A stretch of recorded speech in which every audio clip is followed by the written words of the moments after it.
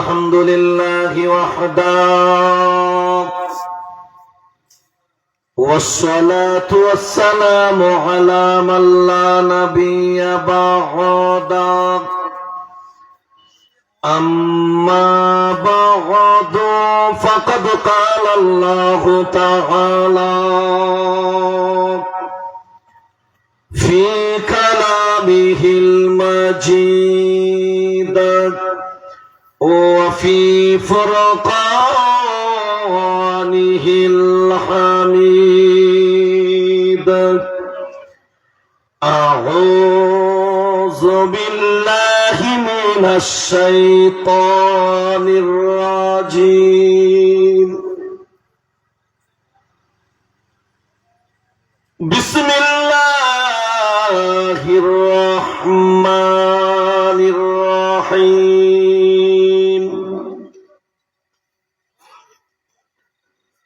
وآت ذا القربى حقه والمسكين وابن السبيل ولا تبذر تبذيرا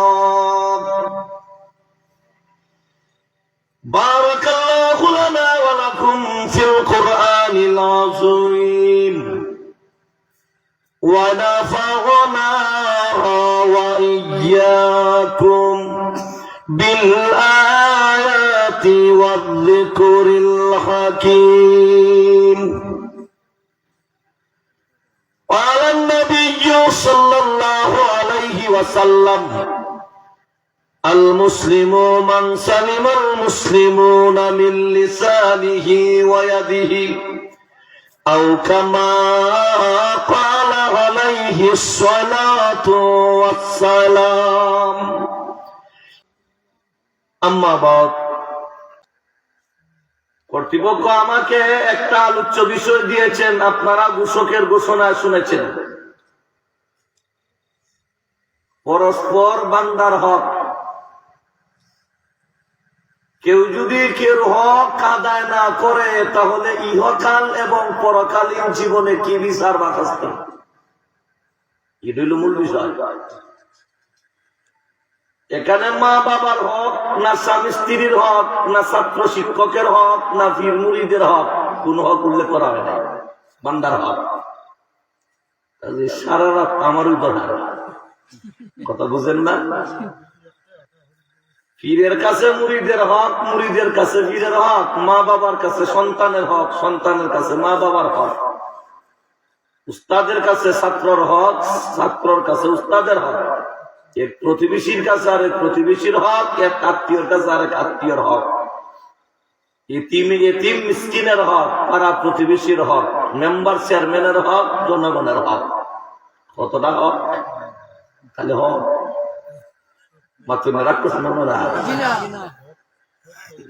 হকের আলোচনা কেমনে হল? এক মাস ব্যাপী মাহফিল হোক, প্রতিদিন এই হকের উপর আলোচনা হবে। ঠিক না? আসেন, বিষয়টা অত্যন্ত ব্যাপক। আমার তিলাওয়াতকৃত আয়াত এবং এর পূর্বে তিনখানা আয়াত, এখানে আল্লাহ কয়েকটা হকের আলোচনা করছেন। আমার তিলাওয়াতকৃত আয়াত সূরা বনী ইসরাঈলের 26 নম্বর আয়াত, সূরা বনী ইসরাঈলের 23, 24 এবং 25, এই তিনটি আয়াতে আল্লাহ দুই ধরনের হকের আলোচনা করছেন। যেহেতু আমাকে হকের আলোচনা করার কথা বলা হয়েছে, কাজেই অন্তত হকের দুই একটা হকের কথা বুঝাইয়া বলতে হবে। প্রথম নম্বর হইল আল্লাহর হক বান্দার কাছে কি, যা আমাদের জানার নিত্য প্রয়োজন। যদিও এই কথাটা উল্লেখ করা হয় নাই, তবে আল্লাহর হকের কিছু আলোচনা করা, এটা হইল সর্বাগ্রে ঈমানের দাবি। এরপর হইল বান্দার হক। এই জন্য প্রথমে আমরা সংক্ষিপ্ত আকারে আলোচনা শুনব বান্দার কাছে আল্লাহর কি হক। আর এই হক যদি কেউ সঠিকভাবে পালন করে না, তাহলে দুনিয়া এবং আখিরাতে তার কি ক্ষতি হবে। এরপরে আমরা জানবো অতি সংক্ষেপে, একেবারেই সংক্ষেপে, মা বাবার কি হক সন্তানের কাছে আদায় না করলে কি ক্ষতি, আলোচনা হবে খুব সংক্ষেপে। তারপরে আমরা জানব এক প্রতিবেশীর কাছে আর এক প্রতিবেশীর কাছে কি হক, একজন রাষ্ট্র প্রধানের কাছে জনগণের কি হক। একবারে অল্প সময়ে কয়েকটা কথা আপনাদের সামনে আমি উপস্থাপন করার চেষ্টা করব, তৌফিক আমার নাই। যদি আল্লাহ পাক আপনাদের দুয়ার বরকতে আমাকে তৌফিক দান করেন, ওয়া মা তৌফিকি ইল্লা বিল্লাহ। বার আমার, হক শব্দের অর্থ হইল ভাবনা, অধিকার। বিধিসম্মত ভাবে যার কাছে যার পাওনা আছে, এই পাওনাটা আপনি প্রদান করা হইল আপনার দায়িত্ব। আর যেই লোকের ভাবনা, ওই লোকের ভাবনাটা তার সঠিকভাবে ভাবা হইল তার অধিকার, ভাবা হইল তার অধিকার। আল্লাহ রাব্বুল আলামিন আমাদের খালিক, আল্লাহ হইলাম, আমরা হইলাম আল্লাহর মাখলুক, আল্লাহর বান্দা। আমাদের মালিককে আসতে বলেন কেন দুস্থ? 5 জনে মিছিল দিলে 3 কিলোমিটার দূর থেকে শোনা যায়, আর 500 মানুষ সুবহানাল্লাহ হইলে 1000 কিলোমিটার দূর থেকে শোনা যায় না। আর একটু জোরে সুরে কোন সুবহানাল্লাহ। বার আমার, তাহলে একে অপরের কাছে বিধিসম্মত ভাবে যার যা পাওনা আছে এটা আদায় করা দায়িত্ব। আর পাওয়াটা হইল যার ভাবনা তার অধিকার। এই হকের সামান্য আলোকপাত, শুধু তর্জমাটা আপনাদের সামনে বললাম। এই দৃষ্টিকোণ থেকে আল্লাহ আমাদের খালিক, আল্লাহ আমাদের মালিক, আল্লাহ আমাদের রব, আল্লাহ আমাদের সব। মহান আল্লাহর কি পাওনা আছে আমাদের কাছে?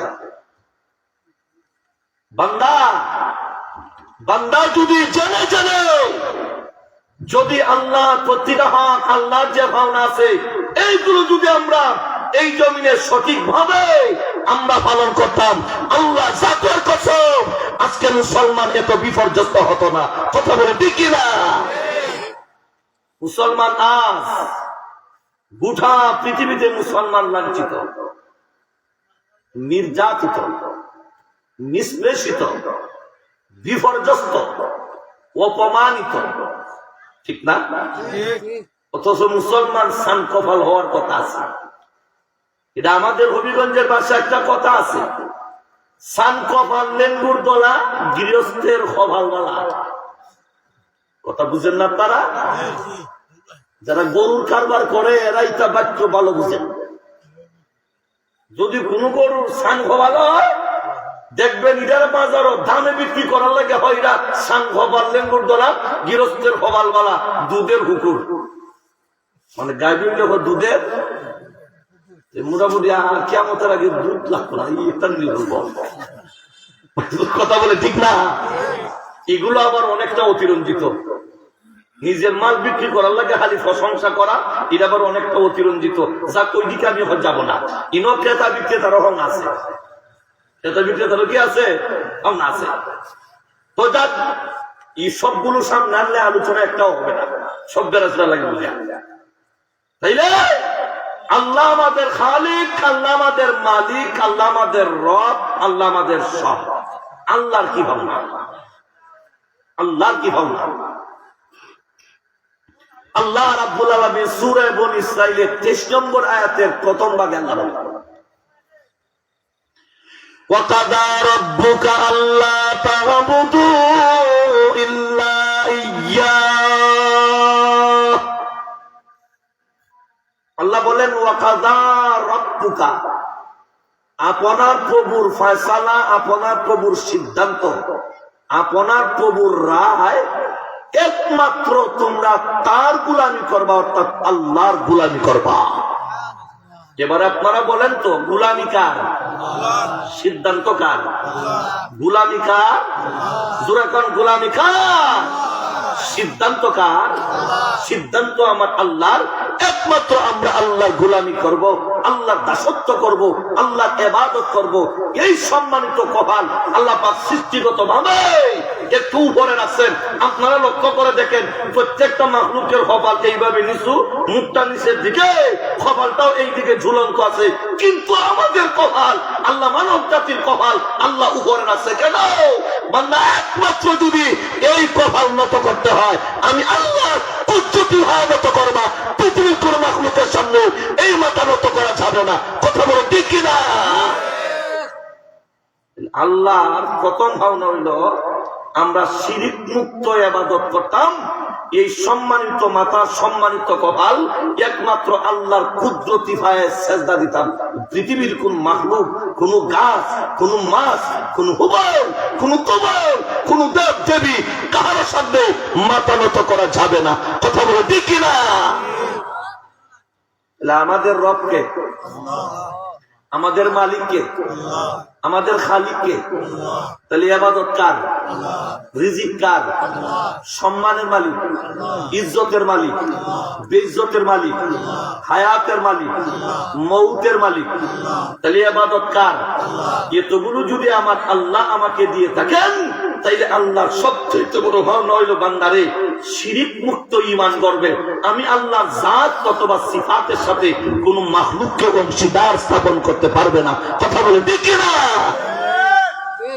আজকে আমরা তো মাখলুকের মুকাফিক্কি, আজকে আমরা গয়রুল্লাহর মুকাফিক্কি, আজকে আমরা দুনিয়ার আসবাব পত্রের মুকাফিক্কি।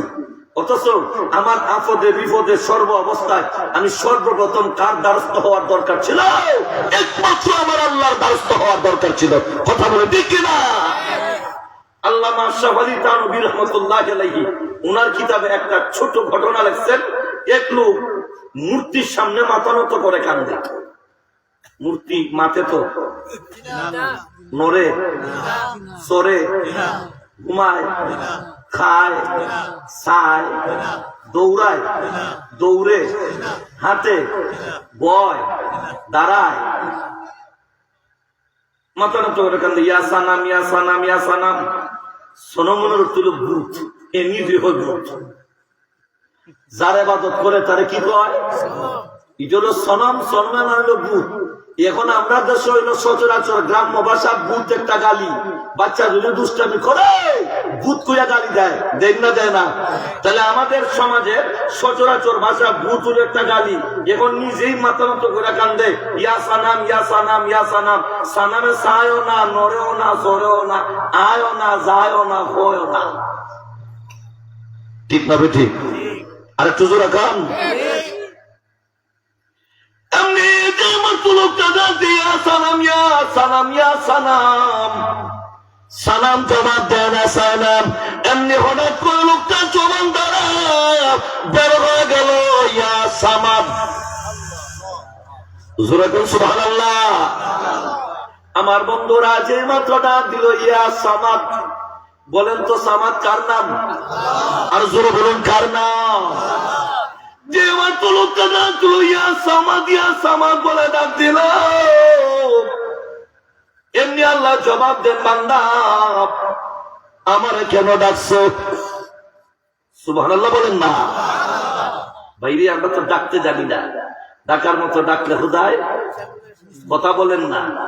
ডাকার মতো ডাকলে খুদায় কেমনে? আল্লাহকে ডাকা একটা অস্ত্র, মানে দোয়া। দোয়া একটা অস্ত্র। মুমিনের দোয়ার উপরে আর কোন অস্ত্র নাই। আপনাকে রাজপথে আন্দোলন করতে বাধা দেওয়া হয়, আপনাকে নির্যাতন করা হয়, খোদার কসম করে বলছি আল্লাহ দরবারে দাঁড়া যান, এই অস্ত্র মোকাবেলা পৃথিবীর কেউ করতে পারবে না। কথা বলে ঠিক কিনা?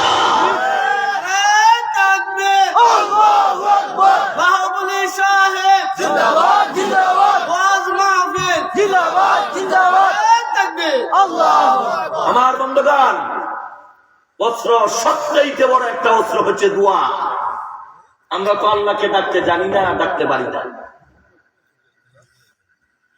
এমনি যে মাত্র লোকটা ডাক দিল ইয়া সামাদ, ইয়া সামাদ, ডাক দিতে দেরি হলো। আমার আল্লাহ ওই ডাকে জবাব দিতে দেরি করেন নাই। আল্লাহ জবাব দেন, বান্দা কেন ডাকো? ফেরেশতারা কয়, আল্লাহ ওই লোকটা তো আপনাকে ডাকে না, আপনাকে বলে ডাকছে, আপনাকে বলে ডাক দিয়েছে, আপনাকে ইচ্ছা করে ডাকে না। আমার আল্লাহ কেমন মেহেরবান দোস্ত। আল্লাহ জবাব দেয়, ফেরেশতারা শোনো, ওই লোকে সালামকে ডাকে, সালাম জবাব দেওয়ার ক্ষমতা নাই, ডাক জবাব দেওয়ার ক্ষমতা নাই, শুনেও না, জবাবও দিতে পারবে না। আমি আল্লাহ শুনি, আমি আল্লাহ জবাব দেওয়ার ক্ষমতা রাখি, কাজেই আমি আল্লাহ শুনেছি, এই জন্য জবাব দিলাম। যদি জবাব দেই না, প্রমাণ হবে সালাম যেইভাবে শুনে না, মনে হয় গো সামাদও শুনে না। সামাদ চান না, আর আস্তে করো। তাহলে বিপদ করলে ডাকবো কারে? সেজদা করবো কার সামনে? ইবাদত করবো কার? একমাত্র আল্লাহ ইবাদত করবো। তাফসীর কারকগণ দেখেন 30 পারা কোরআনে যত আয়াতে আল্লাহ তার একত্ববাদের আলোচনা করেছেন। আল্লাহ একক, আল্লাহ ছাড়া কোন মাবুদ নাই। এর মধ্যে একটা আয়াত হলো সূরা বনী ইসরাঈলের 23 নম্বর আয়াতের প্রথম ভাগে আল্লাহ তার একত্ববাদের আলোচনা করেছেন। আল্লাহ ছাড়া মাবুদ নাই, আল্লাহ ছাড়া খালিক নাই, আল্লাহ ছাড়া রব নাই। এই জন্য একমাত্র ইবাদত হবে আল্লাহ। কেউ যদি গয়রুল্লাহর সামনে মাথা নত করে আল্লাহর হক নষ্ট করলো। কথা বলে ঠিক না? গয়রুল্লাহর সামনে যারা মাথা নত করবে এরা আল্লাহর হক নষ্ট করছে, আর গয়রুল্লাহর সামনে যারা মাথা নত করে এরা ইমানদার থাকে না, এরা মুমিন থাকে না, এরা মুশরিক হইয়া যায়। আল্লাহর জাত অথবা সিফাতের সাথে যারা অন্য কোন মাখলুককে অংশীদার স্থাপন করবে তাকেই বলা হয় শিরিক। যারা করবে তাদেরকে বলা হয় মুশরিক। মুশরিক যারা, তারার বাড়ি হলো জাহান্নামে। সারমর্ম দাঁড়াইলো আল্লাহর হক নষ্ট করলে জাহান্নামে। কথা বুঝেন নাই? সারমর্ম দাঁড়াইলো আল্লাহর হক নষ্ট করলে, মানে শিরিক করলে জান্নাতি না জাহান্নামী? আর অস্তেকর শিরিক করলে কেউ যদি মুশরিক অবস্থা মারা যায়, কেউ যদি আল্লাহর কুদরতি পায় সেজদা না দিয়া হুবল তুবল লাত উজ্জা মানাত দেব দেবী গাছ মাছ কোন ফিরের ভাইয়া সেজদা দেয়, আল্লাহ পায় আল্লাহর কুদরতি পায় সেজদা দেয় না, ওই লোকটা মুমিন থাকতে পারে না, ইমানদার থাকতে পারে না, লোকটা মুশরিক হইয়া যায়। যারা মুশরিক হইয়া মারা যাবে তাদের বাড়ি হচ্ছে জাহান্নাম। কথা বলেন, তাদের বাড়ি আরো জোরে কোন? তাদের বাড়ি কথা কি আমার না আমার আল্লাহ? আমার আল্লাহ বলছেন, আমার রাসূল বলছেন, নবীজি নয় হাদিসের মধ্যে বিশ্ব নবী মুহাম্মদ রাসূলুল্লাহ সাল্লাল্লাহু আলাইহি ওয়াসাল্লাম বলেন, মাম্মা তাইশরিকু বিল্লাহি শাইআন দাখালান নার ওয়া মাম্মা তালা ইশরিকু বিল্লাহি শাইআন দাখালাল জান্নাহ। যেই ব্যক্তি মুশরিক অবস্থা মারা যাবে, অর্থাৎ আল্লাহর হক নষ্ট করবে, আল্লাহর সঙ্গে কোন মাখলুককে শরীক করবে, এমত অবস্থায় যদি মারা যায়, ওই লোকটা জান্নাতে যাওয়ার কল্পনাই করা যায় না। কথা বলে ঠিক কিনা? তাহলে আপনারা অতি সংক্ষেপে, আমি আগেই বলছি, এক একটা পয়েন্টে ব্যাখ্যা দিলে 1-1.5 ঘন্টা সময় দরকার। তাহলে আমরা অন্তত পক্ষে এই 2-4 মিনিটের আলোচনা এই কথাটা বুঝলাম, আমার আল্লাহ সবচাইতে বড় ভাবনা হইল আমরা শিরিক মুক্ত ঈমান করতাম। শিরিক মুক্ত ঈমান আর বেদাত মুক্ত আমল ছাড়া জান্নাতে যাওয়া যাবে না। কথা বলেন আর একটু জোরে কোন না? তাহলে আপনারা আসেন, আল্লাহর ভাবনা কি? আমরা শিরিক মুক্ত ঈমান করব, একমাত্র আল্লাহর গোলামি করব, একমাত্র আল্লাহর দাসত্ব করব। কেউ যদি একমাত্র আল্লাহর গোলামি না কইরা কোন মাখলুকের গোলামি করে, কোন মাখলুকের ইবাদত করে, কোন মাখলুকের সামনে মাথা নত করে, ওই লোকটা ইমানদার মুসলমান থাকতে পারে না। ইমানদার যদি না হয়, তাহলে শিরক করার কারণে মুশরিক হইয়া গেল। মুশরিকের চিরস্থায়ী ঠিকানা জাহান্নাম। কথা বলে, মুশরিকের চিরস্থায়ী ঠিকানা আপনারা ভাইলেন, আল্লাহর হক আদায় না করলে জান্নাতি না জাহান্নামী? হইল 1। 2 নম্বর ওই আয়াতের অন্য অংশ আল্লাহ বলে, ওয়াকাদা রাব্বুকা আল্লা তা'বুদু ইল্লা ইয়্যাহু ওয়া বিল ওয়ালিদাইনি ইহসানা। আল্লাহ বলেন, আমার হক আদায় করার পরে তোমাদের জন্য সবচাইতে গুরুত্বপূর্ণ সাবজেক্ট হচ্ছে মা বাবার সঙ্গে সদ্ব্যবহার করা। এখানে অনেক কথা আমি বলবো না, আমি কোনো কথাই অতিরিক্ত এখানে বলবো না, একটাই বলবো শুধু মা বাবার হক, মা বাবার আলোচনা আল্লাহ এখানে এরপরে কেন করলেন, আল্লাহর গুলামি করার পরে কেন করছেন? কারণ দুনিয়ার মানুষের কাছে যত ভাবনা আছে, সন্তান মা বাবার কাছে ভাবনা আছে, মা বাবা সন্তানের কাছে ভাবনা আছে, এক প্রতিবেশী আরেক প্রতিবেশীর কাছে ভাবনা আছে, উস্তাদ ছাত্রের কাছে ভাবনা আছে, স্বামী স্ত্রীর মধ্যে পরস্পর একে অপরের কাছে ভাবনা আছে। এই সবগুলোর মধ্যে আপনার কাছে সবচাইতে গুরুত্বপূর্ণ পাওনা হচ্ছে আপনার মা বাবা। ইবাদত করো আল্লাহ আর খেদমত করো মাতা পিতা। কথা বলেন, ইবাদত কার? খেদমত কার? এখানে একটা প্রশ্ন এবং তার জবাব। আল্লাহ সৎ ব্যবহার করার কথা কেন বলছেন? আল্লাহ তো এই কথাটাই বলতে পারতেন, তোমরা তোমাদের মা বাবার সাথে কখনো অসৎ ব্যবহার করিও না। এই কথাটা বলার দরকার ছিল না? এই কথাটা আল্লাহ বলেন নাই। তাফসীর কারকগণ লেখেন এই কথা বলার প্রয়োজন নাই। আল্লাহ ইবাদত করার পরে সবচেয়ে গুরুত্বপূর্ণ কাজ হচ্ছে আপনার মা বাবার সঙ্গে সৎ ব্যবহার করবা। কারণ সন্তান হইয়া মা বাবার সাথে অসৎ ব্যবহার করার প্রশ্নই থাকে না। এই জন্য আল্লাহ এই কথা বলেন নাই। সুবহানাল্লাহ বলেন না? আপনারা বলেন তো, সন্তান মা বাবার সাথে অসৎ ব্যবহার করার প্রশ্নই জাগে না। কথা বলেন না? প্রশ্নই। কারণ সন্তান হইয়া মা বাবার সাথে কোনোদিন অসৎ ব্যবহার করতে পারে না। কারণ মা বাবা কেমন সম্পদ, মা বাবা কেমন ধন, এই কথাটা এই মুহূর্তে আপনাদেরকে সবিস্তারে বোঝানো আমার পক্ষে কঠিন হয়ে যাবে। এর আগে আরেকটা কথা আমাদের জানার দরকার। আমরা অনেক সময় দেখবেন মাদানিয়ার মুহতামিম সাহেবের কাছে, মোহাম্মদিয়ার মুহতামিম সাহেব হুজুরের কাছে, এরপর আপনার বড় বড় বুজুর্গদের কাছে, কৌরিয়া মাদ্রাসা মুহতামিম সাহেবের কাছে যাই, বুজুর্গ দোয়া করবা আমার সন্তান আমারে ভালোও না আমারে দেখাও না।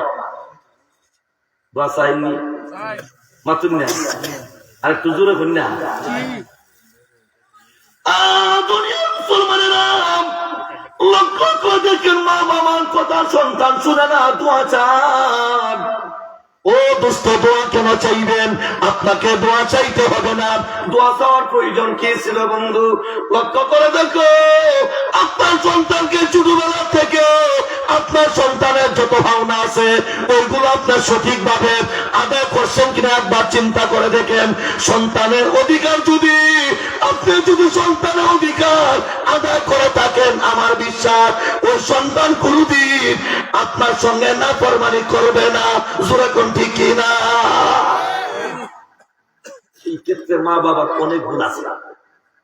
এই ক্ষেত্রে মা বাবা সন্তানের অধিকার অর্থাৎ সন্তানের হক আদায় করতে গিয়া মা বাবা অনেক ক্ষেত্রেই সন্তানের অধিকার আদায় করে না, সন্তানের হক আদায় করে না। এই সন্তানের কতগুলো হক, আমি সবগুলো হকের কথা বলবো না, শুধু একটা হকের কথাই বলবো। দুনিয়াতে মা বাবার আগমন আগে না সন্তানের আগমন আগে? মা বাবা। তাইলে হক আদায়ের বেলায় সন্তানের হক আগে, মা বাবা হক পরে। আচ্ছা, আপনারা বলেন সন্তান জন্ম নেওয়ার পরে কি মা বাবার কদর বুঝে? একটু কথা বলবে। সন্তান জন্ম নেওয়ার পরে কি মা বাবার হক আদায় করতে পারবে না? যোগ্য সন্তান বানাইয়া তুলতে হবে, যোগ্য সন্তান বানাইয়া তুলতে হবে। এই ক্ষেত্রে একটা উদাহরণ দিই। আপনারা বলেন তো, একটা গাছ যদি আপনি রোপণ করেন, এই গাছটা যদি সোজা তুলতে হয়, এটার পিছনে কোনো মেহনত লাগতো না? লাগবো? গাছ নয়, গাছেরও লাগে। এটার নিচে গোবর, খোল, সার, এরপর দেখা যায় একটু বা হয়েছে, তাড়াতাড়ি ফুটা একটা দিয়া সোজা কইরা শক্ত করে 3টা বান দিছে, বান্ধাইকে আস্তে আস্তে আস্তে ডেইলি একবার গিয়ে একবারে সোজা করে রাখা 6 মাস 1 বছর মেহনত করার পরে এখন গাছ তেরা। বুঝুন গাছ তেরা সোজা। ছাগলের বাচ্চা একটা এই কুরবানির পরে খরিদ করলেন, ইটারে দামে বেচবার খেয়াল, এর লাগে গররা লালন পালন করে, ইটারে তেল তুল দেয়, ইটারে গোসলও করা সপ্তাহে একবার। এরপরে দেখা যায় এক কুরবানি থেকে আর কুরবানি পর্যন্ত মাশাআল্লাহ 3000 টাকা ছাগল, এখন 9000 টাকা, 6000 টাকা লাভ। কি বলেন আপনারা, ঠিক না? গরুর বাচ্চা একটা এক কুরবানির আগে কিনলে আরেক কুরবানি পর্যন্ত লালিত ফালিত কইরা ইটারে রাত্রের বেলা ঘর থেকে বার কইলাম, আরেক বেটার দান হয়। কারণ আরেক বেটার দান হওয়া নিয়ে বেটা বক নষ্ট হয় না। মাতন না তারা এটা আবার রাত্রে বার করে লাগা ক্ষেতের মালিকে দেখতো না, মোটামুটি আসমানের মালিকেও দেখত না, না আসমান মালিকে দেখবানি। দুনিয়ার মুসলমানেরা লক্ষ্য করে কয়েকটা ছাগলকে লালন পালন করো, মালিকের দাম বাড়ে না, ছাগলের দাম বেড়ে যায়। একটা গরুকে লালন পালন করো, কি গরুর দাম বেড়ে যায়, লালন পালন যদি ঠিক মতো করেন না তার দাম কোনোদিন বাড়বে না। আমার বন্ধুরা লক্ষ্য করে দেখেন, আপনার সন্তান যদি আল্লাহ বনতে হয়, ফরেজগার বনতে হয়, খোদাভীরু বনতে হয়, এই সন্তানের হক আপনাকে জেনে শুনে আদায় করতে হবে। সন্তান আল্লাহ হবে, মা বাবার বাধ্য হবে। জোরে কোন ঠিক না? যদি সন্তানের পিছনে আপনার কোন মেহনত থাকে না, তাহলে সন্তান আল্লাহ বা আপনার বাধ্য সন্তান হতে পারে না।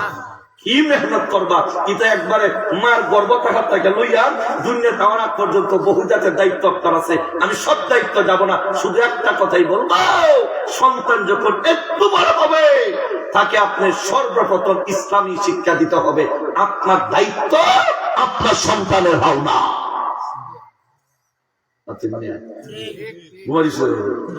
নিয়ত করছে কিন্ডারগার্টেন পর্যন্ত বাচ্চা হইলো 5টা।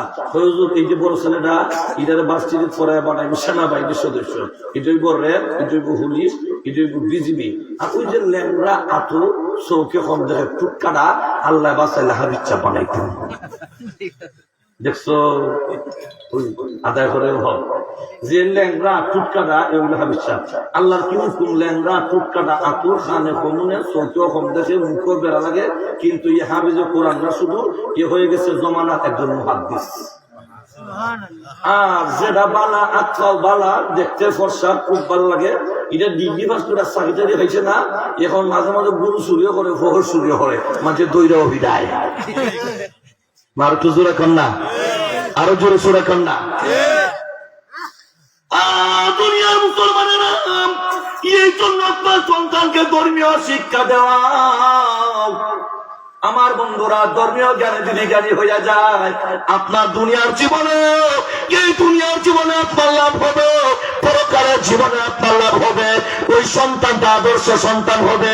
সন্তান যদি সুশিক্ষা শিক্ষিত যদি হয়, ওই সন্তান কোনদিন মা বাবার নাফরমানি করবে না, মা বাবারে কষ্ট দিবে না। আমার বন্ধুরা, কথা একটাই, ধর্মীয় শিক্ষা যেই পরিমাণ প্রয়োজন, এই পরিমাণ শিক্ষা দেওয়ার পরে তাকে জাগতিক শিক্ষা শিক্ষিত বানাইয়া তাকে সরকারি চাকরিজীবী বানাও, ওই সন্তান কোনদিন নামাজ বাদ দিবে না। কিন্তু তাকে ধর্মীয় শিক্ষা অবশ্যই দিতে হবে। আপনার দায়িত্ব সন্তানের ভাবনা, যেরকম ঠিক না? আপনার দায়িত্ব সন্তানের ভাবনা। এই ক্ষেত্রে লাভ কি? শুধু আমি একটা লাভের কথা বলছি, দুনিয়াতে লাভ, পরকালে লাভ। এই কিতাবের মধ্যে আছে, একটু মারা যাওয়ার সময় তার স্ত্রীকে বলেছিল, গর্ভে সন্তান, সন্তানটার জন্ম নেওয়ার পরে উপযুক্ত হইলে, বড় হইলে প্রথমই তাকে ইসলাম শিক্ষায় শিক্ষিত বানাইবা। সুবহানাল্লাহ বলবেন না? আর আসতে কন ভাই, আমরা কই না এবার সব মুফাসসির মুহাদ্দিস হয়ে যাক। আমাদের কত হইলো একটা, সব মুসলমানের সন্তান মুসলমান হোক।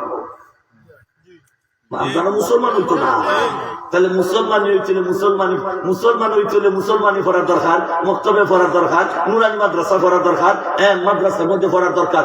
এরপরে আপনি ভার্সিটি পড়াইয়া চাকরিজীবী বানান, র্যাব বানান, পুলিশ বানান, আমাদের কোনো আপত্তি নাই।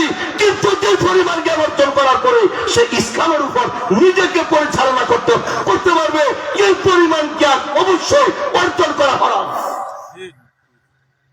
কথা বলে ঠিক না? এরপরে জাগতিক শিক্ষা শিক্ষিত হইয়া চাকরি করুক, আমরা কোনো আপত্তি জোরে কোন আছে? কোন উলামায়ে কেরাম তো বলেন নাই স্কুলে দিও, স্কুলে দেওয়া হারাম না, স্কুলে দেওয়া হারাম নাই, স্কুলে দেওয়া আরাম। আর মাদ্রাসায় প্রাথমিক শিক্ষা অর্জন করানি ফরজ। উলামায়ে কেরাম আছেন, ভুল হইলে ধরবেন। যে পরিমাণ জ্ঞান অর্জন করার পরে নিজেকে ইসলামের উপর পরিচালনা করতে পারবে, এই পরিমাণ ইসলামী জ্ঞান অর্জন করা প্রত্যেক মুমিন মুসলমানের জন্য ফরজ। কথা বলে ঠিক না? যাক আমি আর ওই দিকে যাচ্ছি না, আসেন দোস্ত। সন্তান হয়েছে, বড় হয়েছে, মক্তব্য দিছে, ইমাম সাহেব সবক দিছে বিসমিল্লাহির রহমানির রহিম। সংক্ষেপে বলছে, আগেই বলছে সংক্ষেপে কয়ে তার মতো শেষ হতো না সব কথা।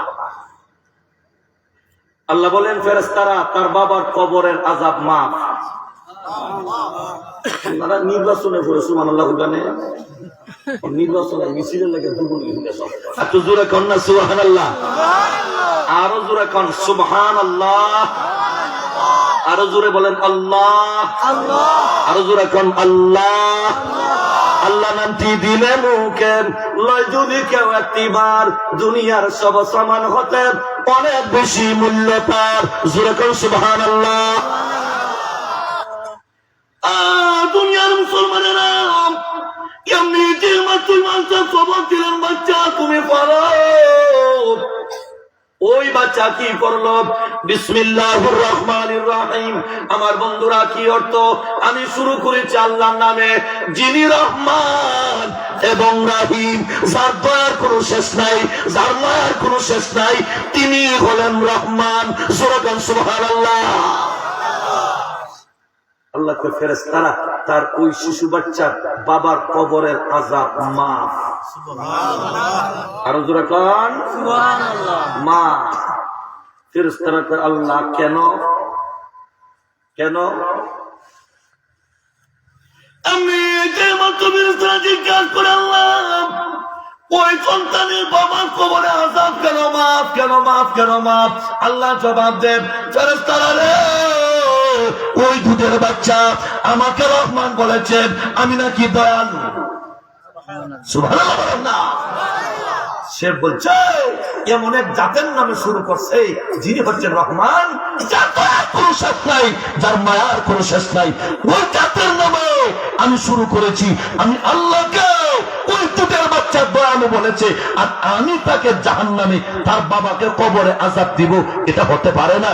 এই জন্য আমি আল্লাহ তার বাবার কবরের আযাব মাফ করে দিলাম। বাচ্চার হক আদায় করার কারণে লাভ হয়েছেনি? আর একটু জোরে কর না, আর একটু জোরে কর। হক যদি আদায় করেন না, কিয়ামতের ময়দানে আল্লাহর আদালতে আপনাকে অবশ্যই জবাব দিতে হবে। এখানে আরেকটি প্রশ্ন এবং তার জবাব। কোন বাবায় যদি তার সন্তানের সঠিক অধিকার বা হক আদায় করে না, আপনারা পরিষ্কার জেনে রাখুন এর জবাব আল্লাহর আদালতে মা এবং তার বাবা অবশ্যই দিতে হবে। কিন্তু এই ক্ষেত্রে সন্তান তার মা বাবার সাথে অবশ্যই সৎ ব্যবহার করতে হবে। অসৎ ব্যবহার করার প্রশ্নই জাগে না। কথা বলে দেখি না। আপনারা বলেন সন্তানের হক যদি বাবা আদায় করে লাভ আসেনি? শুধু দুনিয়াতে না পরকালেও? আদায় না করলে ক্ষতি আসেনি? শুধু দুনিয়াতে না পরকালেও? পরকালেও। এবার আসেন সন্তান কি হক আদায় করবে। একবারে সংক্ষিপ্ত আকারে কথা সারমর্ম দাঁড়াইল। মা বাবার সুখে, মা বাবার দুঃখে, মা বাবার প্রয়োজনে, মা বাবার শান্তিতে, মা বাবার অশান্তিতে, সর্ব অবস্থায় সন্তান মা বাবার পাশে থাকাও এটা সন্তানের দায়িত্ব, মা বাবার হক। একবার সংক্ষেপ কথা। মা বাবা যতই খারাপ আচরণ করুক, আপনি নীরবতা হরণ করবা। আল্লাহ বলছে ফালা তাকুল্লাহুমা উফ। মা বাপকে যখন বৃদ্ধ এবং বৃদ্ধা অবস্থায় যদি তোমার মা অথবা বাবা অথবা দুজন যদি তোমার নিকট উপনীত হয়, সাবধান, তাদের আচরণে অসন্তুষ্ট হইয়াম এমন কোন বাক্য ব্যবহার করবা না, সেই বাক্য ব্যবহার করলে মা বাবার অন্তরে আঘাত লাগে। বলে কেমনে বুঝছেন? একটু উদাহরণ দেব। একটা উদাহরণ দেব। অনেক সময় দেখবেন আপনার বাচ্চারা আপনার মা বাবা মারছে, আপনার আম্মা বা আপনার আব্বা অনাকাঙ্ক্ষিত ভাবে একটা বাড়ি ব্যথা তারা একটু ঘুরে বাড়িয়েছে। তখন গিয়া হইতেছে, এই তোরা কে মারছে? দাদাই। তো দাদা বলা খুব রাগ হচ্ছে তার। এবং খান্দার যাওয়ার পরে আবার রাগ একটু ঠান্ডা হয়েছে। মা বাপ তো মা বাবার কাছে একটু ঠান্ডা হয়েছে। এবং ঠান্ডা হওয়ার পরে এরপরে মিলমিলি করে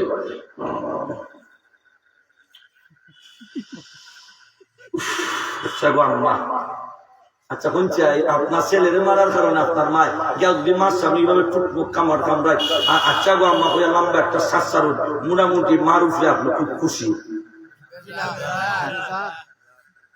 খুশি খুশি না বেজার? ইখান যে এমন একটা অবস্থাতে প্রকাশ করছেন আপনার আম্মা আব্বার অন্তরে আঘাত লেগে যাবে, আমার আল্লাহ আপনার প্রতি নারাজ হয়ে যাবে। কথা বলে ঠিক না? আপনি জানেন না আপনার মা বাবার কি কদর আপনাকে দিয়া, কি আদর কি যত্ন আপনাকে আপনার আম্মার আব্বা করছে, এটা আপনি জানেন না। এটা একমাত্র সন্তান যার আছে এও জানেন। একজন মা তার সন্তানকে দিলাম কি পরিমাণ মহব্বত, এটা একমাত্র মা ছাড়া আর কেউ বলতে পারে না। কথা বলে ঠিক না? সামান্য আচরণে তুমি অসন্তুষ্ট হয়ে গেলে, সামান্য আচরণে তুমি অসন্তুষ্ট হয়ে গেছো, আমার আল্লাহ তোমার উপর নারাজ হয়ে যাবে। তুমি ইহকাল এবং পরকালের জীবনে লাঞ্ছিত হইবা, বঞ্চিত হইবা, বেজ্জত হইবা। কাজে কোনো অবস্থায় মা বাবার অবাধ্য হওয়া যাবে না। কথা বলে দেখি না? কিন্তু আমরা লক্ষ্য করে দেখি, মা বাবা যদি এক সপ্তাহ অসুস্থ হয় আর বিছানার মধ্যে একটু পেশাব পাহানা করে, নাকটা কান্না গিন্নাইয়া ঠান্ডা যায় না, খামলার আছে অন্য কামদার আছে, বাপের নিজে যায় না, কোন কামদার আছে। আচ্ছা আমি জিজ্ঞেস করি, আপনার বাবা বা আপনার মা প্রস্তাব করে বিছনা আপনার খুলে? কথা বলেন, খুলে না? বিছনায় বিছানায় আপনি কি আপনার মা বাবার খুলে পেশাব করেন নাই? না না না, আপনারা করছেন না, পাহানা করছেন না? ইয়া আল্লাহ, বাবা আদর করে ছেলে দেখান তুল্লা দাঁড় করাইছে, ওই আঙুল দাঁড় করাননি? আমার বুধ দাঁড়াইছে, খালি দাঁড়াইছে, বাবা খুশি।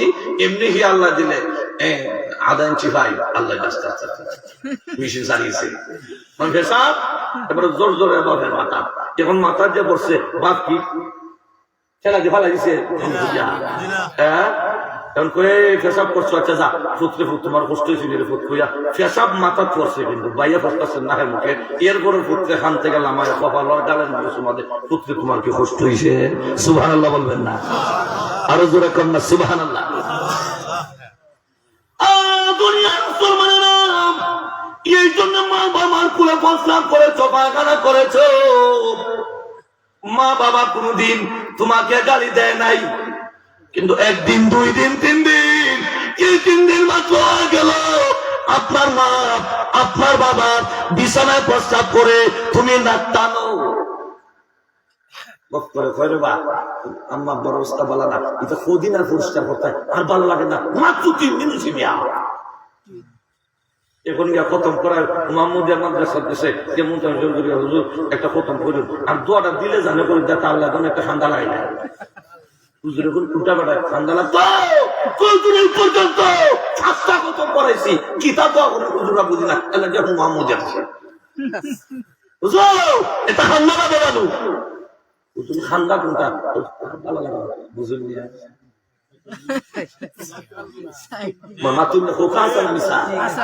কিন্তু আপনি হাসপাতাল গিয়া অ্যাক্সিডেন্ট হইয়া, ক্যান্সার হইয়া, আলসার হইয়া একবারে আপনার শারীরিক মানসিক অবস্থা সব একবারে বিপর্যস্ত হয়ে গেছে। আপনার অবস্থা একেবারেই করুন, বাঁচবার কোন লক্ষ্য নেই আপনার মধ্যে নাই। ওই সময় মা কান্না কইরা মুহাম্মদিয়া মাদ্রাসা ইয়া হুজুরকে, হুজুর আমি গরিব মানুষ, একটা দোয়া করবেন জহরত, আল্লাহ যেন আমার ছেলেটারে বাঁচায়, আল্লাহ যেন বাঁচায়। তো হুজুরের মৃত্যু করে কয়ারি, হুজুরে কয় আমরা তো শুনছি তোমার ছেলে অ্যাক্সিডেন্ট হইয়া হাত পাও ভাঙিয়া একবারে টুন্ডা মুন্ডু গেছিয়া, এই ছেলে বাঁচানা বাঁচা সমান, বাঁচন থেকে মরণ বালা। আমি বলে মা, ও মা সন্তান মরে যান, মা চিৎকার দিয়া কান্দে, হুজুরকে লক্ষ্য করে বলে হুজুর আমার সন্তান কেন মরবে? আমি অবাগিনী মা ওয়াদা দিলাম আমার সন্তানকে যদি আল্লাহ বাঁচায় রাখে, আমি ভিক্ষা চুরি গলায় নিয়া আমার সন্তানকে লালন পালন করব। আরো জোরে কর, সন্তান যদি বাচ্চা থাকে হাত নাই ভাব নাই, কোন অসুবিধা নাই, ঠ্যাং নাই, খান নাই, নাক নাই, সত্যি বিনষ্ট হয়ে যায়। কিন্তু আমার সোনামণি, আমার বাচ্চাটা যদি বেঁচে থাকে আমার অন্তরে শান্তি লাভ করবো। আমি ওয়াদা দিলাম আমি ভিক্ষা চুরি করাই নিয়া আমার সন্তানকে লালন পালন করবো। কথা বলে দেখি না? ছেলে ভিক্ষা জড়ি দূরের কথা, লন্ডন গিয়া নিজে তাকে একালতে, মা দেশে আরেকবার তাকে, এটা আমরা জানার মতো অনেক আছে। সৎ বাড়ি করা মা থাকে, নিজের ছেলে মেয়েরা বড় আরামে আছে বাড়িতে, কিন্তু তারা তার দাদু এবং সে তার মাকে একটা আরামের ব্যবস্থা দেয় নাই। সাবধান, লাঞ্ছিত হইবা, বেইজ্জত হইবা, অপমানিত হইবা। এই জন্য সর্ব অবস্থা মা বাবার পাশে থাকতে হবে। এটা মা বাবার হক। খাওনা, খানা দানা, কাপড় চোপড় যা আছে সব দিতে হবে আপনাকে। কথা বলে ঠিক না? একটু যদি আপনি মা বাবার অবাধ্য হয়ে যান, দুনিয়ার জীবনে লাঞ্ছিত, পরকালের জীবনে বেইজ্জত, মৃত্যুকালীন টাইমে আপনার জবান দ্বারা কালিমা আসবে না। দুনিয়াতে মানুষ আপনাকে অপমান করবে। হযরতে জুরাইজ রাহমাতুল্লাহ আলাইহি নামাজে দাঁড়াইছে, মা ডাকতেছে জুরাইজ, ইয়া জুরাইজ। উনি তো নামাজে, উনি নামাজে দাঁড়া চিন্তা করেন আল্লাহুম্মা সালাতি ওয়া উম্মি, আল্লাহ আমার নামাজ, আমার আম্মা, কোনটা ধরি কোনটা ছাড়ি, কোনটা ধরি কোনটা? তোমার বিরক্ত করে, তুই আমার ডাক শুনলে না, জবাব দিলে না, তো এতদিন পর্যন্ত তোর জন্য মরণ হয় না যতক্ষণ পর্যন্ত তোর উপর কোন অপবাদ উঠছে না। এটা আমার দোয়া না বদদোয়া? দোয়া না বদদোয়া? নেক দোয়া না বদদোয়া? কিছুদিন পরে ওই এলাকার এক অবিবাহিত এক যুবতীর ঘরে একটা সন্তান জন্মে গেছে। সাদা কাপড় দাগ লাগলে দেখা যায় না, দেখা যায়। ইমাম সাহেবের দোষ হলে সবাই জানে রে ভাই, এরা যে কাপড়ের নিচে পর্দার ভিতরে কত দোষ কেউ জানে না। মজুর এখন ঠিক না? মসজিদে মুতল্লি সাহেব, মসজিদ খামন এক বাকি, 3টা মিটিং ডাকছেন, একটা মানুষ নাই। তো মুতল্লি সাহেব ইমাম সাহেবের সাথে পরামর্শ করছেন, মানুষ কেমন জানা যায়, ইমাম সাহেব একটা কাজ করো, এখন একটা মিটিং করেন, আপনি ঘরে ঘরে একটা হইবা, খবর নিবাইছে বলে কি হয়েছে বলে সিমেন্টের দরদস্ত আছে মসজিদ, ইমাম সাহেব নিয়ে পারুন রাখতে পারবো, তো বেশি দিতা ইমাম সাহেব বলে কিয়ামত আইছে, কিয়ামত বলে আইছে, কিয়ামত আইছে। এখন সব ইমাম সাহেবের দূর দরবার লাগা নিজে আইসে বাচ্চার উপর হয়ে আনছে, খালি বাচ্চার মারে জুটছে নামবা। সবাই তো জানি ইমাম সাহেব সিমেন্ট শুরু করছে, ইটার বিধারিত মতলি সাহেব ঘটনা কি বলেন তো? একটু রাগ মতলি সাহেব বলছেন এ পর্যন্ত আজকে নিয়ে মিটিং চাইতে, এই বিগত 3টা মিটিং এ মানুষ 3,309 জন হাজির হয় নাই, আর আজকে ইমাম সাহেবের উপরে ইমাম সাহেব সিমেন্ট বিক্রি করে ফেলছে, এই বিচারের জন্য সবাই চলে আসছো না? নিজে কইল না রে, ইমাম সাহেব তো ইমাম সাহেবের জায়গা আছেন, পরীক্ষা করে দেখলাম যে ইমাম সাহেবের একটু দূর দিয়ে দেখি ইমাম সাহেবের দূর দরাজতে রাজি আছে, মাশাআল্লাহ ইনশাআল্লাহ 100 উপরে ধরতে রাজি। আমার হুজুর এখন আছেন না ভাই? এখন আল্লাহর ওলি এমন কাজ করছে, এটা তো পত্রিকাও লাগতো না, কোন মিডিয়াও লাগতো না, ফেসবুক, ইন্টারনেট, অনলাইন অফলাইন কিচ্ছু দরকার নাই, সবাই জানে বিচার হবে। জুরাইজ এমন কাজ করছে।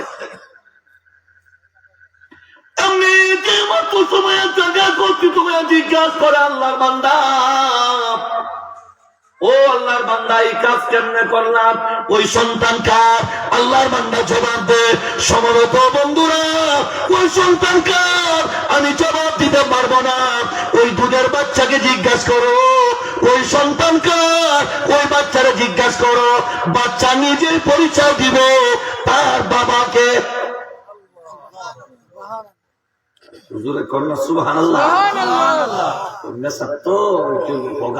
কিচ্ছু বুঝে না, এই দুধের বাচ্চা কেমনে জবাব দিত? আচ্ছা আল্লাহ ক্ষমতা দিলে পারেনি? আর আসতে পারে। ঈসা আলাইহিস সালাম লই আজকে মাত্র 40 দিনে, মাত্র 40 দিনে হওয়ার পরে মানছে হাঁপাহাঁপি শুরু করছে, চতুর্দিকে মাতামাতি। পয়গাম্বর বলেন আল্লাহ আল্লাহ পাক মরিয়মকে বললেন কোন কথা কথা কইও না, যা কইবে ইশারা দেয়া, সবাই যেটা সন্তান কইবে মরিয়ম ইশারা দেয়া দিলেন, বাচ্চারা বাচ্চা বলবেন সুবহানাল্লাহ, বলবেন না সুবহানাল্লাহ। 40 দিনে বাচ্চা কথা কইতে পারবো না, আল্লাহ দিলেও হতো না, আর জোরে কোন পারবো নি? বেফেদার ফরজন্দে ফাদাউ কুনাদ, বেফেদার ফরজন্দে ফাদাউ কুনাদ, টিফলারা দর মেহদে গুয়াউ কুনাদ, দুনিয়ার মুসলমানেরা, আমার আল্লাহ যদি চান 40 দিনের বাচ্চা কেন এই গাছ মাছ আপনার সামনে কথা বলতে পারে, এমন ক্ষমতা মালিক একমাত্র আমার আল্লাহ। কাদিরা কুদরত দারি হরচা খাখিয়া খুনি, কাদিরা কুদরত দারি হরচা খাখিয়া খুনি, মুর্দারা তো জানে বসি, জিন্দারা বেজা খুনি। সর্বক্ষমতার অধিকারী আল্লাহ, আরো জোরে আল্লাহ। মৃতকে জীবিত করনেওয়ালা আল্লাহ, জীবিতকে মারনেওয়ালা আল্লাহ, ক্ষমতা থেকে নামানেওয়ালা। যেই আল্লাহ আপনাকে ফুলের মালা দিতে পারে, আমার আল্লাহ যদি চাও আপনাকে জুতার মালা দিয়া আমার নামাইতেও পারে। কথা বলে ঠিক কিনা? এই ক্ষমতা আল্লাহর নাই? ফেরাউন কত নির্যাতন করছে জনগণের উপর, জনগণের হক নষ্ট করছে। নমরুদ জনগণের হক নষ্ট করছে। আমার সাদ্দাত আবু জাহেল আবু লাহাব জনগণের হক নষ্ট করছে। আল্লাহ জুতার বাড়ি দিয়া লাঞ্ছিত বঞ্চিত করো, এই পৃথিবীর থেকে আল্লাহ বিদায় দিয়েছে। কথা বলে ঠিক কিনা? পিপিলিকার কামড়েও আপনার পতন হতে ভাববেন না। পিপিলিকা কিছু না রে ভাই, ছোট্ট একটা মাছ মারার বর্ষি আছে, বর্ষি নদীতে পারলাম না বা পুকুরে, আমার এক আত্মীয় মাছ উঠেছে বর্ষি দিয়া, আর মাছ খুলতে গিয়া এই আঙ্গুলের পুরা কেল্লায় আমার মানে একটা আঙ্গুলে আঘাত হয়ে গেছে, ছোট্ট একটা আঘাত। ওইটাকে কেন্দ্র করে ক্যান্সার হয়ে গেছে, ওই ক্যান্সারে ওনার ইন্তেকাল হয়েছে। বলেন তো আঘাতটা খুব বড়। কেউ যদি আল্লাহ মনে করে থামাইলি তো তাইলে ফিফরা দেওয়া হাসুন কেন আপনারা, ফিফরা দেওয়া পারেনি, মশা দেওয়া পারেন আল্লাহ। সাবধান, কেউ জুলুম করবেন না। মরিয়ম ইশারা দিন মানুষ দুধের বাচ্চা, বাচ্চা দেখি আচ্ছা এটা জানে না, সুবহানাল্লাহ বলেন না। বাচ্চা হইলো আচ্ছা, সাধারণ বাচ্চা না, হয়ে গেল সুবহানাল্লাহ। এখন এই বাচ্চাকে ইশারা করার পরে আল্লাহ পাক ঈসা আলাইহিস সালামের জবান দান করছেন, উনি জাতির উদ্দেশ্যে খুব সুন্দর একটা ভাষণ দিয়েছেন। সুবহানাল্লাহ বলেন না। ক্বালা ইন্নী আবুদুল্লাহ আতানিয়াল কিতাবা ওয়া জাআলানি নাবিয়্যা। সুবহানাল্লাহ বলেন। ঈসা আলাইহিস সালাম বক্তব্য দিচ্ছেন, আমি আল্লাহর গোলাম, আল্লাহ পাক আমাকে কিতাব দান করেছেন। স্বাভাবিক না? আল্লাহ আমাকে কিতাব দান করেছে, শুধু কিতাব না, আল্লাহ আমাকে নবী বানাইয়া প্রেরণ করেছেন। সুবহানাল্লাহ বলেন না। নবী হবেন ভবিষ্যতে, সন্দেহ নাই।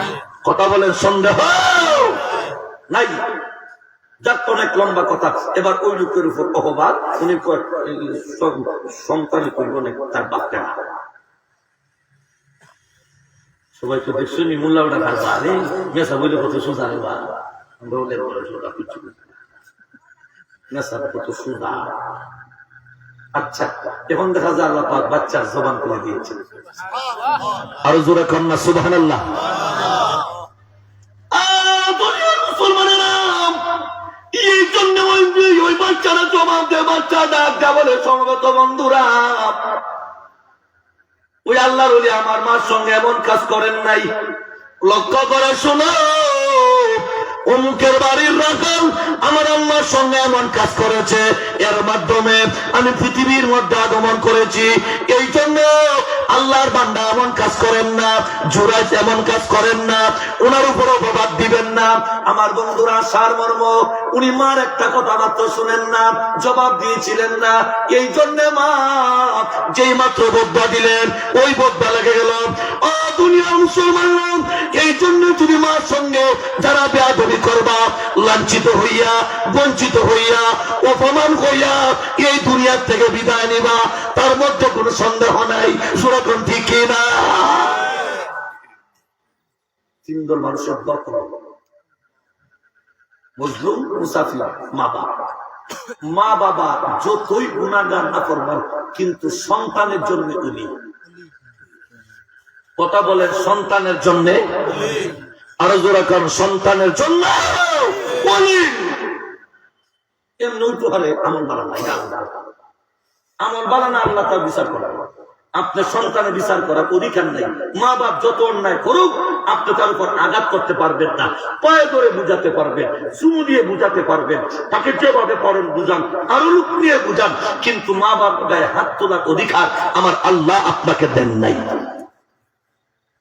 কথা বলে ঠিক না? তাহলে আপনারা বলেন তো, কেউ যদি মা বাবার অধিকার আদায় করে না, মা বাবার হক যদি নষ্ট করে না, দুনিয়াতে অশান্তি, পরকালে অশান্তি। কেউ মানতে পারবে না, এটাও বলে ঠিক। কেউ যদি মা বাবার অধিকার আদায় করে না, দুনিয়াতে লাঞ্ছিত, পরকালে অপমানিত, জাহান্নাম ছাড়া উপায় নাই। আরো জোরে কোন উপায়? আমার বন্ধুগণ আসেন, সময় ফুরিয়ে গেছে, হাতে আর মাত্র কয়েক মিনিট সময় আমার হাতে আছে। আমার বন্ধুগণ আসেন, আল্লাহর হক সম্পর্কে আংশিক একটু আলোচনা শুনলাম, সন্তানের হক নিয়ে একটু আলোচনা শুনলাম, মা বাবার হকে একটু আলোচনা শুনলাম। এবার আমরা সামনে অগ্রসর হই। এক প্রতিবেশী, এক আত্মীয়, আরেক আত্মীয়, মেম্বারের কাছে জনগণ, জনগণের কাছে মেম্বার, পাওনা নাই? আরো যেরকম পাওনা নাই? আপনাদের এলাকায় নির্বাচন, আমরা উসমানীনগর এবং আমাদের বাহুবল নির্বাচন। অমুক ভাইয়ের চরিত্র ফুলের মতন পবিত্র, নামাজ নাই,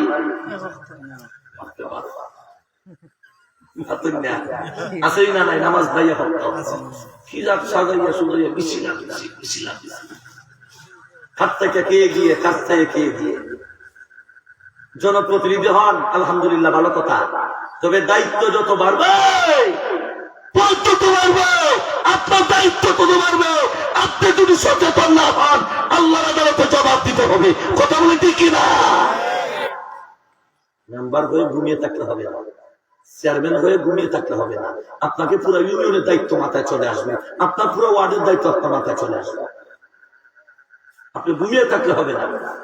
অধিকার জনগণের অধিকার আদায় করতে হবে। কে ভোট দিল কে না, ওই প্রশ্ন করতে পারবে না। সাহাবায়ে কেরাম রাষ্ট্রীয় দায়িত্ব পালন করেছে। দোস্ত কি বলবো দোস্ত, এই তো ছিল সোনার যুগ, স্বর্ণের যুগ। তাই তো সাহাবায়ে কেরাম বিনা হিসাবে জান্নাতি, দুনিয়া থাকতে জান্নাতের সার্টিফিকেট পেয়েছে। সুবহানাল্লাহ বলেন না? কিভাবে জনগণের হক আদায় করছে, এটা ইতিহাস বলতে হলে অনেক সময় দরকার। একদিন উমরে ফারুক রাদিয়াল্লাহু তাআলা রাস্তায় যা যাইতেছে, বুড়া ব্যক্তি গেল, কি গেলে বুঝছেন নি, উমরের যদি ভাইতাম তো জিগাইতাম, কারণ আমি বুড়ি, কত কষ্ট হইতেছে না, আমার খবর মনে নেয় না। হ্যাঁ, ভাইতাম যদি জিগাইলাম, একজন কত বড় খলিফা, রাষ্ট্রপ্রধান, আমরা মেম্বারের বিরুদ্ধে কথা বলে উঠায় নাই রে বাবা। মাগরিবের আগে মামলা, এসার আগে ভাইয়া, আর 10টার আগে গ্রেফতার, 12টার আগে রিমান্ড। মেম্বারে ভাবার মেম্বারে আর জোরে কোন ঠিক না? ক্ষমতা দেখানোর জন্য কত নির্যাতিত হচ্ছে মানুষ আমাদের দেশে। ওলামায়ে কেরাম জেলে আছে, কত নির্যাতিত, নির্যাতনে কোনো সীমা রেখা নেই। আমি তোমার ফারুক রাদিয়াল্লাহু তাআলা রাস্তা দিয়া যান, হঠাৎ করে শুনেন বুড়ি কি করে জানেননি? আমি যদি পাইতাম উমরকে জিগাইতাম, কেন গো আমার খবর নেয় না? আমি একজন বুড়ি, আমার বড় কষ্ট হয়। কি করে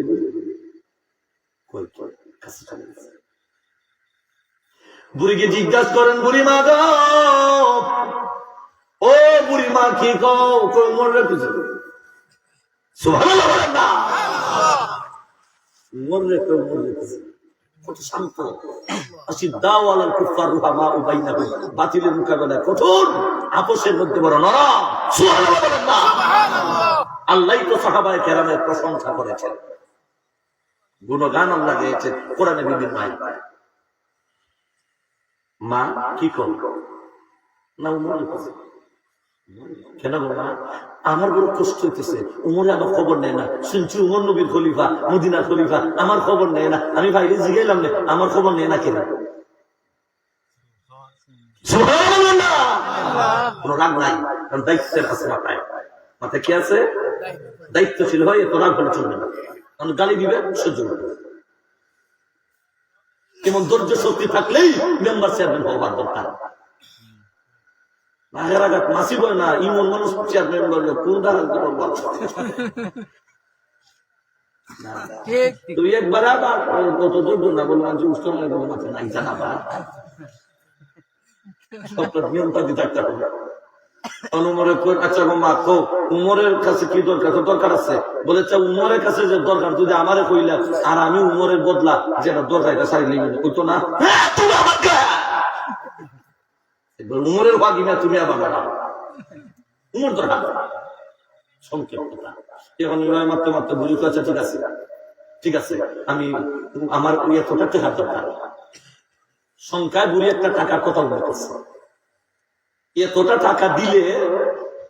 টাকা দিলে পরে আমি উমরকে মাফ করে দিব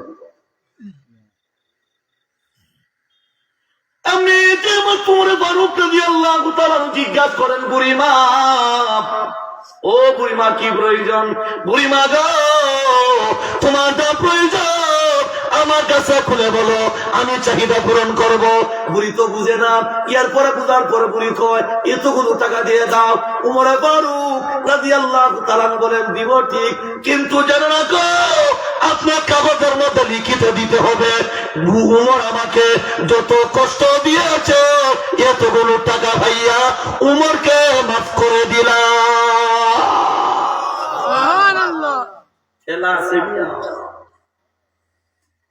জনগণ রাস্তার কিনারে বসা আছে খাবার পায় না কানাডায় বাড়ি বানাও ফ্রান্সে বাড়ি বানাও না জবাব দিতে হবে পড়ায় ভাববেন না আপনার জীবন এখানে শেষ আসল জীবন শুরু হবে কামার জগতে দেওয়ার পরেও আসল হিসাব কিতাব শুরু হবে দুদক লাগবে না জাহান্নামের দুদক আপনাকে জিজ্ঞাসা করবে কথা বলে ঠিক কিনা সেদিনের কথা মনে রাখবে জবাব দিতে হবে আল্লাহ উমর বলেন ঠিক আছে দিব তবে একটা কথা হচ্ছে আপনি কাগজে লিখিত দিতে হবে যে এতগুলো টাকা পাইয়া উমরের যত কষ্ট হয়েছি আমি উমরকে মাফ করে দিলাম বস্তবত দিবেন কত সতর্ক কত ভয়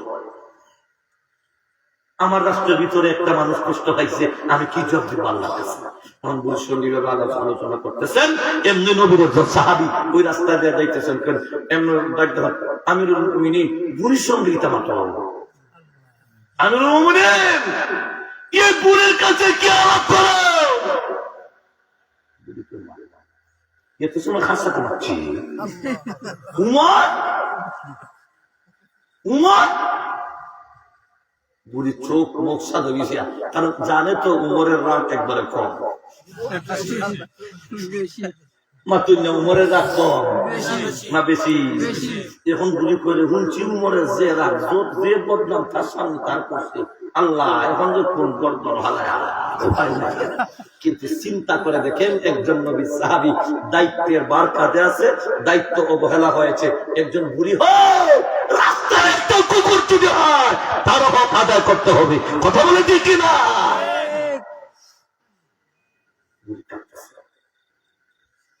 উমর বলেন বুড়িমা কাচ্চা কেন বল করে সুবহানাল্লাহ আমি তোমার কাপড় পুরো করছো মাথা বলেন বুড়িমা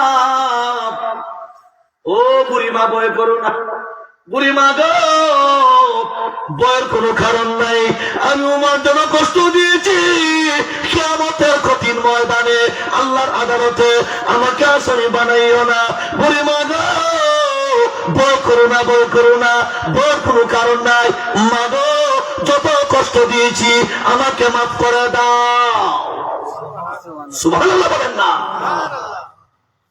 শেষ বুড়ির সঙ্গে আলোচনার টাকা দিচ্ছেন দস্তখত দিচ্ছেন পরের কথাটা শুনেন আরো কত আল্লাহ কত জানলাম বাড়ির গিয়া কাগজের টুকরাটা আপনার ছেলেকে বলছেন এই এটা রেখে দিও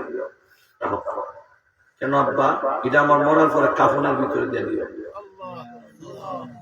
একটু জোরে কোন আল্লাহু আকবার আরো জোরে কোন আল্লাহু আকবার আমি যেমন তো ছেলে জিজ্ঞাসা করে আব্বা কেন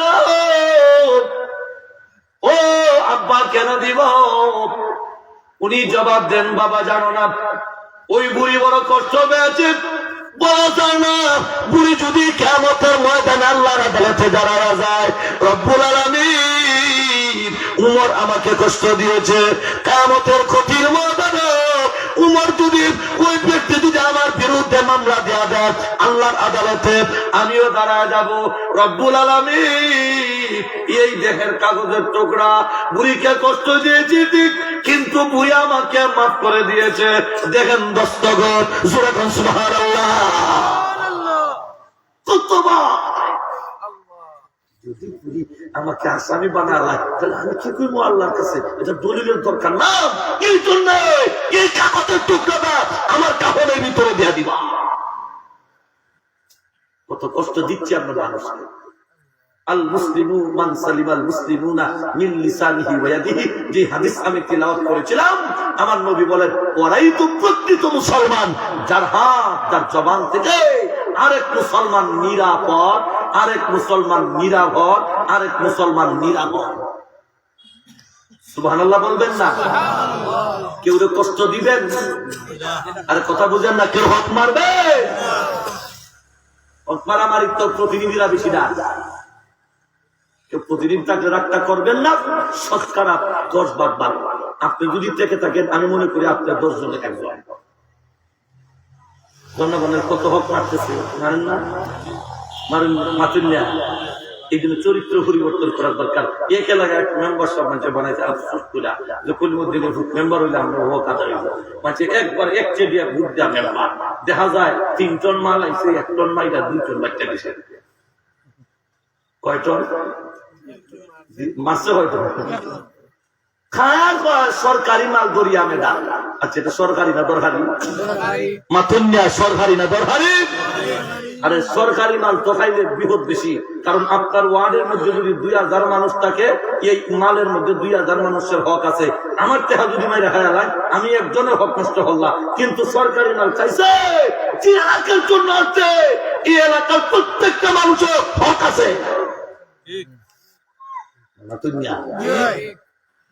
খবর পাইলিছে 1 টন যে খাইলেছে, 2 টন দিছে আর 1 টন খাইছে। পরে নির্বাচন মানছে করে বা আন্নাও তো মুখে মেম্বার বানাইলে আমাদের শান্তি আসবে। এখন এর বাদ দা সবাই ঐক্য দুইয়া এখন আব্দুর রহমানের ছেলে মেম্বার, হে মেম্বার হইয়া আইছে 3 টন খাইছে, 2 টন দিয়েছে 1 টন। আগে তুই ভালো আছিস, 2 টন মাইরে খাইছে। এখন কি করবো? আর মেম্বার হয়ে গেছে, এখন তো আর মেম্বার আর পদ তো আর এমনি তো আর বাতিল করা যায় না। এর মানে মিছিল টিছিল দেয়, যাই হোক মিছিলের মধ্যে 2,000 টাকা। কথা বলেন ঠিক না? এরপর তো সরম টরম লাগে না। এখন মানুষের বাজা বুঝলে আগার নির্বাচন, এখন সবাই মিল্লা কয় এখন ওই অমুক নির্বাচনে আব্দুল্লাহ ছেলে রহিমুল্লাহকে দাও ফেবার। সব মিল্লা এখন দাঁড়িয়ে দিচ্ছে অভাস। এখন প্রথম এলো তুই মাল আইছে 3 টন, পত্রিকার মধ্যে আইছে খাজানসি ইউনিয়নের এত নম্বর ওয়ার্ডে 3 টন মাল আইছে। মালও নাই, মেম্বারও নাই। আগে তো মেম্বার আছিল বাচ্চা, এখন কি মালও নাই। আমার কেউ মেম্বার থাকলে হাত করে জানলো রাস্তায়, কারণ আমি বালা, কারণ সরকারের 10 জন বালা আছে। এখন কি নাই, পত্রিকা পাইছে মেম্বারও নাই, মালও যাই হোক। আগে তো খাইয়াছে না মেম্বারের খান যাচ্ছে, এখন তো মেম্বারও খাইতে ঠিক না? এখন সবাই কয় মেম্বার হটাও। আচ্ছা ফালতে দিয়ে বলে আর খুদিন ফাল দিবা, তুমি দেশ বেশি লিখো, ওয়ার্ড বেশি লিখো। এই জন্য চরিত্র পাল্টানোর দরকার। মাস্টার নিয়ে লেখা আর জোরে কান্না।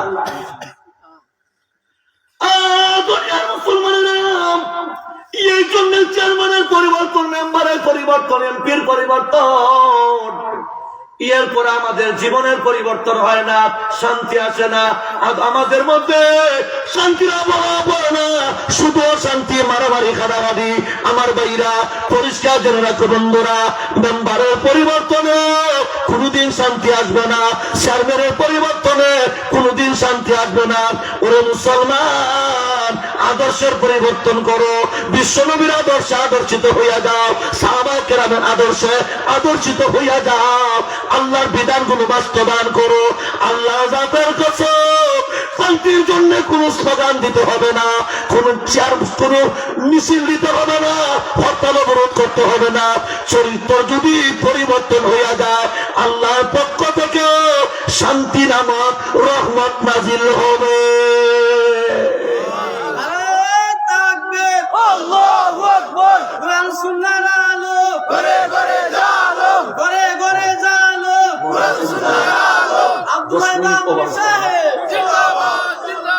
আমার বন্ধুগণ আছে,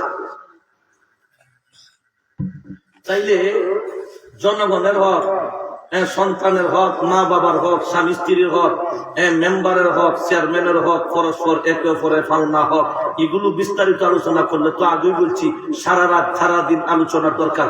দুস্থ সারমর্ম দাঁড়াইলো কেউ কেউ অন্যায়ভাবে আঘাত করেন, হক নষ্ট করেন, হাতের দ্বারা আঘাত করেন। মানুষ কেন দুস্থ? একটা বিলাইকে যদি আপনি আঘাত করেন, একটা কুকুরকে যদি অন্যায় আঘাত করেন, কিয়ামতের মাঠে আল্লাহর আদালতে জবাব দিতে হবে। এই জন্য রাস্তার কুকুরকে আপনি অনাকাঙ্ক্ষিত ভাবে এমনিতেই কোনো আঘাত করতে পারবেন না। কথা বলে দেখি না, তারও সুখ আছে, তার দুঃখ নাই। আন্তর্জাতিক কথা দিই বাড়ি বাচ্চা মনে আছে, বিলাই গরু এটার আন্তাজি মারে, ছাগল একটা যাইতেছে তার বিশ্বাস ঢুকছে না, এটার আন্তাজি ডিল একটা মাইরা এটা ফেটো আঘাত করে শ্বাস বন্ধ হয়েছে। সাবধান, হাতের দ্বারা মুখের দ্বারা কেউ কষ্ট দেওয়া যাবে না। কষ্ট দিবেন আপনার কোন আত্মীয়, আপনার বাবা, আপনার মা, একটা জীব জানোয়ার, তার হক নষ্ট হবে। আল্লাহর আদালতে অবশ্যই আপনাকে জবাব দিতে হবে। দুস্থ আছেন, আমি দাওয়াতটাই রেখেছিলাম 9টা পর্যন্ত সময় দিব। আলহামদুলিল্লাহ আপনাদের নুরানি চেহারা দেখে আমার কাছে অত্যন্ত ভালো লাগছে, কিন্তু দুঃখ সময় কম, তারপর 15 মিনিট সময় অতিরিক্ত আমি দিয়েছি। আপনারা আমার জন্য দোয়া করবেন। কথা রইল, যেমন যে আয়াত তিলাওয়াত করেছিলাম, ওয়া আতিজাল কুরবা হাক্কাহু, এখানে আত্মীয় স্বজন, পাড়া প্রতিবেশী, মিসকিনের হকের কথা আল্লাহ বলেছেন। এখন হকের আলোচনা আপনারা আমাকে আগেই দিচ্ছেন। আপনারা বলছেন হক সম্পর্কে আলোচনা হইতো, কোন হক বলেন নাই। এরপরে 3 হকের আলোচনা আমি করছি। এখন প্রতিবেশীর আলোচনা গেলে, আত্মীয় স্বজনের হকে আলোচনা গেলে, এটা উলামায়ে কেরাম আছেন, আরো অনেক অনেক লম্বা হয়ে যাবে। যদি বেঁচে থাকি আর আল্লাহ তৌফিক দেন, এর অর্থ আপনারা আমার আগামীতে দাওয়াত দেওয়া লাগবো এটা না। আল্লাহ যদি তৌফিক দেন, আর